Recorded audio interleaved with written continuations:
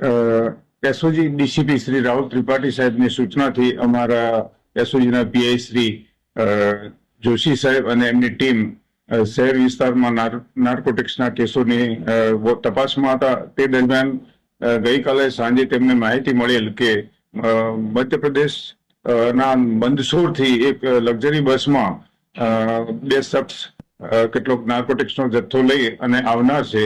જે માહિતી આધારે તેઓ 3 દરવાજા વોચ ગોઠવતા અને આ બસ આવતા એમાંથી આ બંને શખ્સો મળી આવેલ. જે બંને શખ્સોને ચેક કરતા તેમની પાસેથી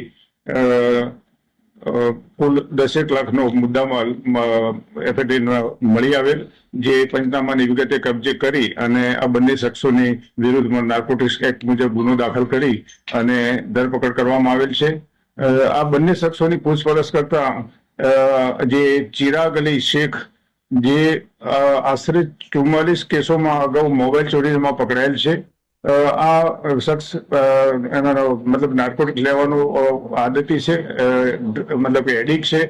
સાથેનો એને જે મિત્ર હતો એજાઝ અલી, એ પણ ડ્રગ્સ લેવાની આદત વાળો હતો. આ બંને શખ્સો સાથે મધ્યપ્રદેશ જઈ મંદસૌરથી આ મુદ્દામાં લઈ આવેલ.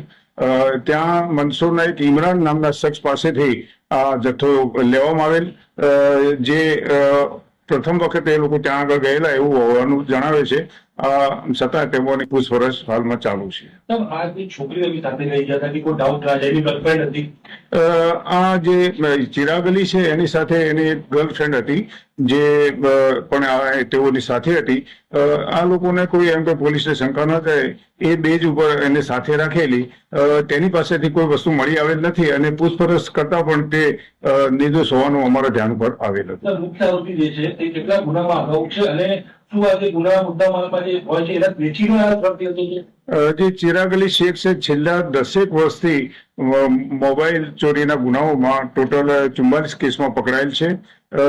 જે કામ ધંધો કરતો ન હોય અને ડ્રગ્સનો મોટો એડિક્ટ હોય, કોઈ પણ સંજોગોમાં એને રોજ એને ડ્રગ્સ લેવાની આદત હોય, કોઈ પણ સંજોગોમાં ગમે તે રીતે પૈસાના ચક્કરમાં લોકોની જો મોબાઈલ ઝડપી અને વેચી દેતો અને એમાંથી જે પૈસા આવે એમાંથી ડ્રગ્સ લઈ અને પોતાની આદત, પોતાનો શોખ પૂરો કરતો હતો.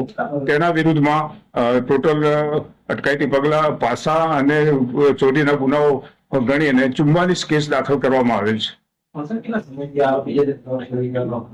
એનો જે મોબાઈલ ચોરીનો પ્રથમ ગુનો છે 2016 થી, એટલે છેલ્લા 10 વર્ષથી મોબાઈલ ચોરીની સાથે સાથે ડ્રગ્સના રવાડે પણ ચડેલો હોવાનું માલુમ પડે છે.